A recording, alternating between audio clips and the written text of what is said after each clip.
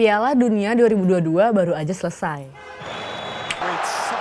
Tapi lo sadar gak sih, ada banyak insiden menarik di Piala Dunia kali ini.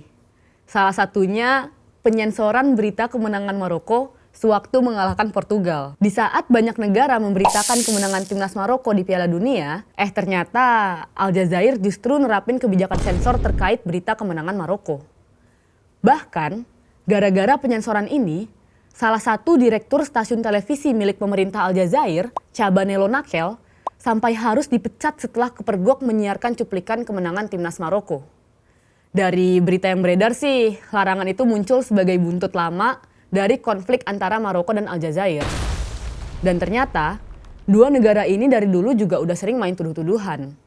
Dari mulai desain jersey timnas Al Jazeera yang dituduh ngejiplak warisan budaya Maroko, sampai Maroko sendiri yang sempat dituduh nyerang para pejabat Al Jazeera menggunakan spyware Pegasus.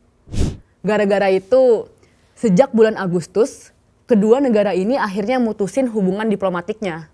Dan itu terjadi sampai sekarang. Oh my God! Loh, emang gimana sih asal-usul konfliknya?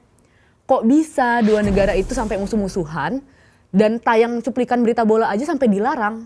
Mari kita bahas. Ada yang bilang sepak bola itu alat pemersatu bangsa. Ya, emang sih.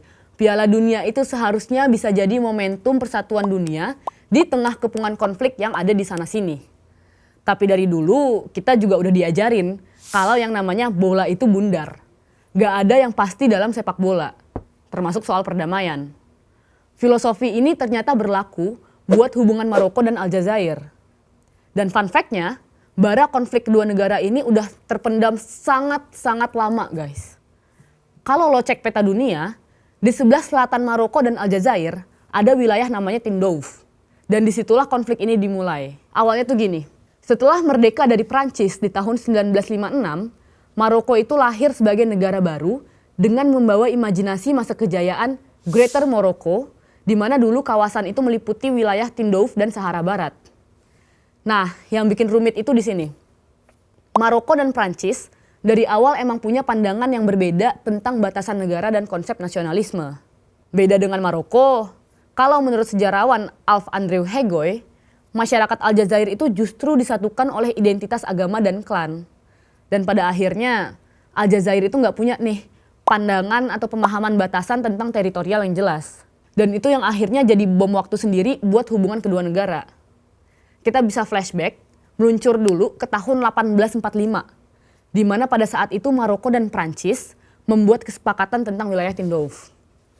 Lewat konvensi yang namanya Lala Marnia, Maroko itu disepakati akan diberi hak buat menguasai sebagian wilayah Sahara Barat.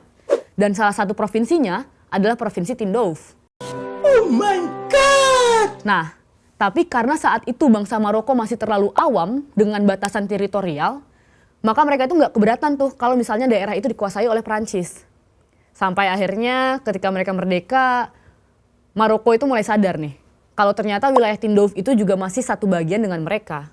Yah, sayangnya Prancis nggak mau nyerahin Tindouf begitu aja. Apalagi di tahun 1950-an, Prancis itu menemukan nih, kalau wilayah itu ternyata kaya akan sumber daya alam.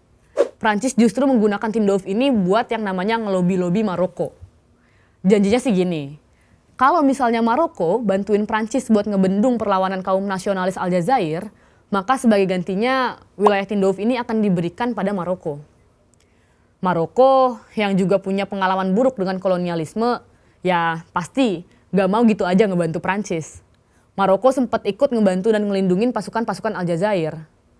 Namun setelah tahu kalau Maroko itu mempermasalahkan Tindouf ini, pasukan Al Jazeera akhirnya membuat kesepakatan dengan Maroko.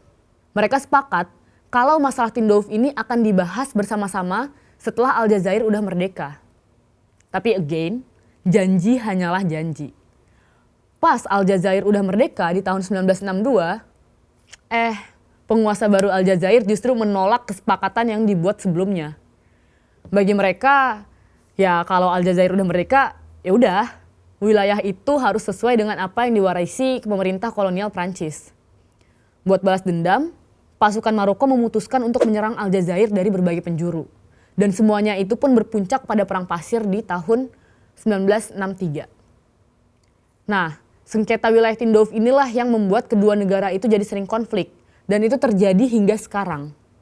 Dulu sih di tahun 1964 sempat ada kesepakatan damai. Kedua negara sepakat kalau misalnya Tindouf itu akan diserahkan ke Aljazair. Tapi sebagai gantinya, Maroko tetap punya hak buat mengelola sumber daya mineralnya. Dan seolah-olah emang gak ditakdirkan untuk damai, kesepakatan damai itu akhirnya batal-batal juga setelah Aljazair mengeluarkan dukungannya pada kemerdekaan Republik Demokrasi Arab Sahrawi yang kemerdekaannya diproklamasikan kelompok pemberontak Maroko Front Polisario. Gak kebayang ya, ternyata panjang juga cerita awal mula kenapa kedua negara ini bisa saling musuhan sampai sekarang. Dari insiden sensor berita timnas Maroko ini aja, ternyata menyimpan konflik kedua negara yang udah berakar ratusan tahun lamanya. Dan kedua negara ini yang tadinya saling bantu buat mewujudkan kemerdekaan, akhirnya harus saling bermusuhan selama bertahun-tahun. So, gimana menurut kalian, gengs? Tulis di kolom komentar ya.